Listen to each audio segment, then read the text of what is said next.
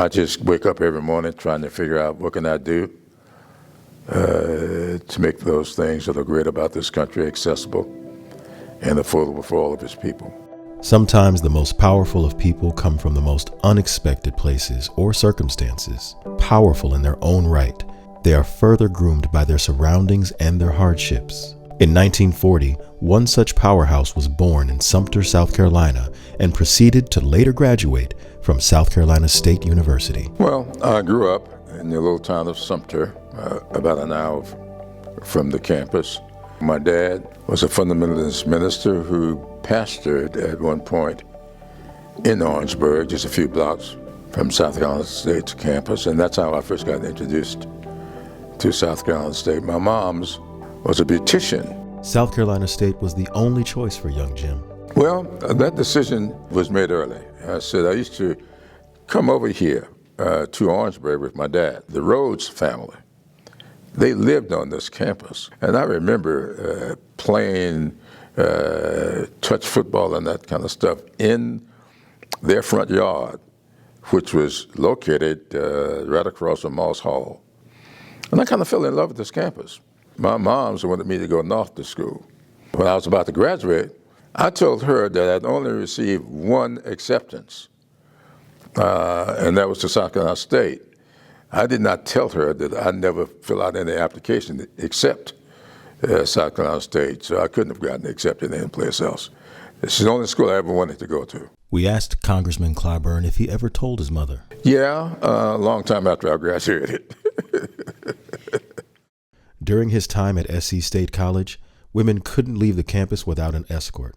Freshmen couldn't go home without permission from parents, and segregation and racial tension were at an all-time high. South Carolina was very segregated. This was the only public four-year college for blacks.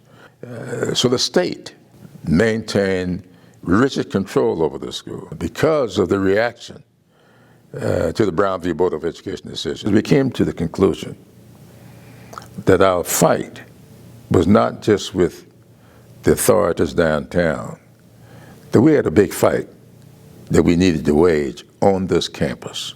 We could not even elect our own student body president.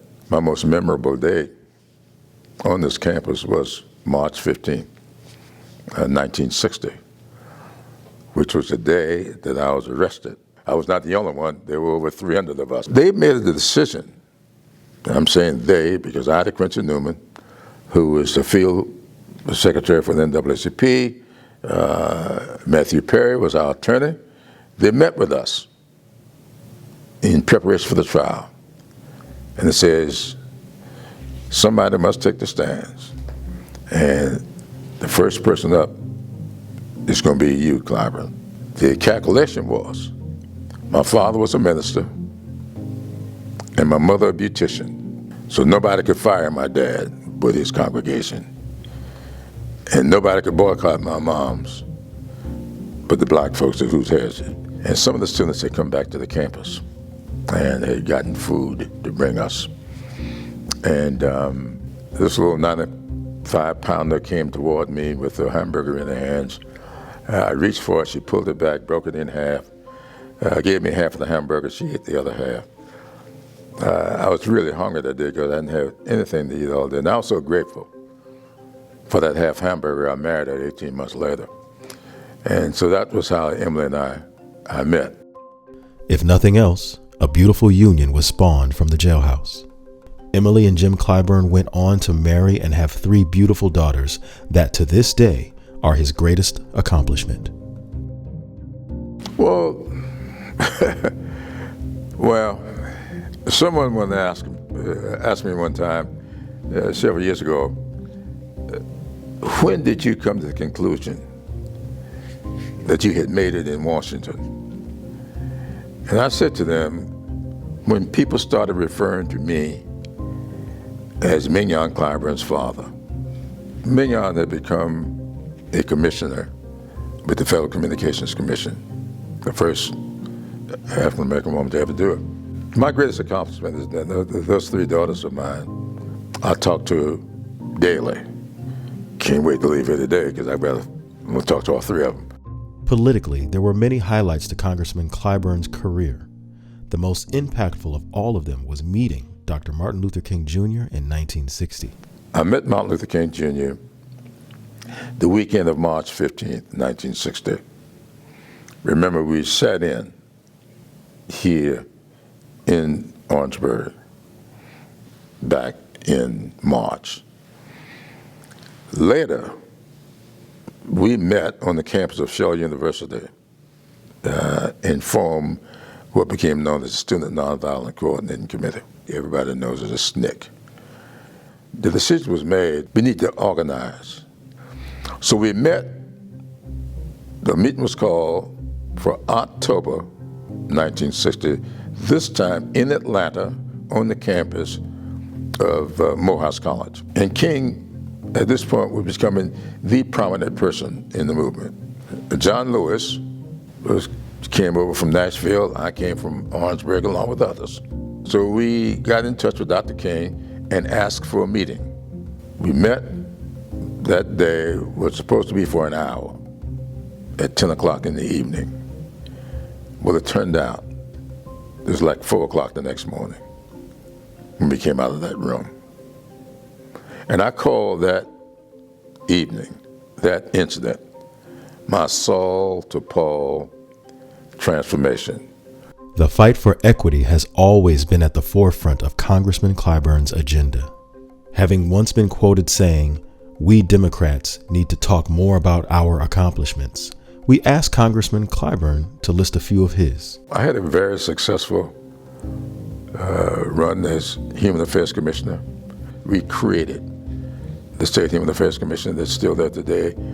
And when they tried to get rid of it, I dropped out of law school, went back to take over the agency to stop them from getting rid of it. I did that. And the agency still exists today, the South Carolina Housing and Finance Authority. I consider that a great accomplishment. Both of those things are at the state level. And I ran the Commission for Farm Workers. To me, that was great. But everybody focuses on the Congress. And we've done things in the Congress that I'm very, very proud of. I can't take things in silos. I try to see how those things affect others.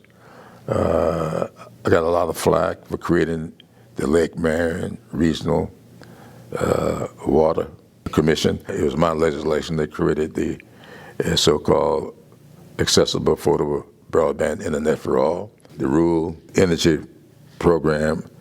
I've just had, I'm not saying that one was integrated in the other, because these things, you got to look at the impact across the board. Some people will look at my getting the courthouse in Columbia named for Matthew Perry. People measure that courthouse because I did battle with Strom Thurmond, who wanted his name on that building.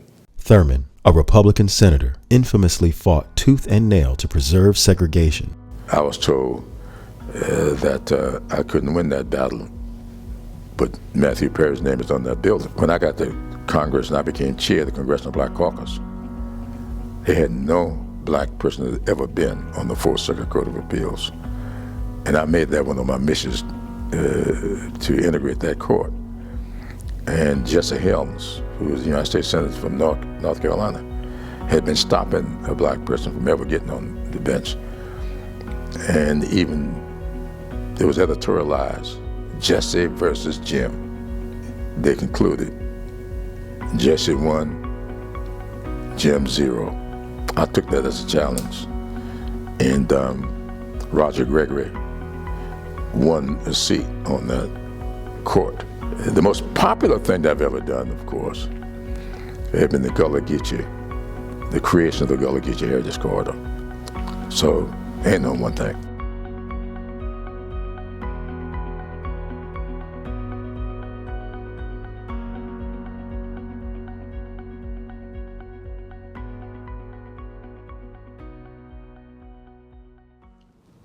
If I may take a point of personal privilege for this next introduction, I've been covering national politics for some time now, And I can say without a doubt, especially during today's politically toxic times, it's refreshing to find a politician who stands on principle. Well, we can say that about our next honoree. And oh, by the way, he's been known to make a president along the way. So on behalf of the South Carolina State University Foundation, it's my pleasure to present the Dr. M. Maceo Nance Jr. North Star Award for Lifetime Achievement to Congressman James E. Clyburn.